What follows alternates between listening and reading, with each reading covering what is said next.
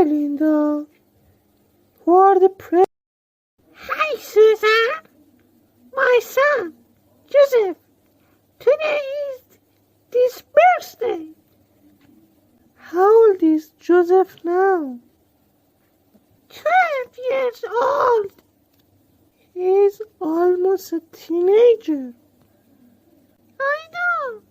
He's growing up so fast. Are you doing anything special? Yeah, he's having a birthday party with his friends.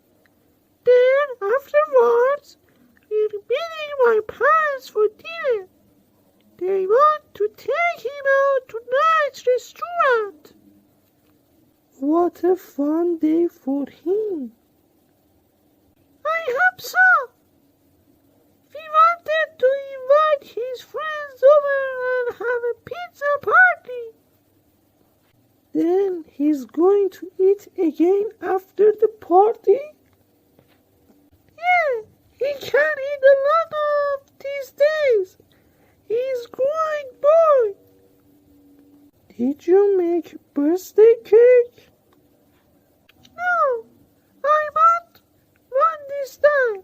I didn't have time to bake this year.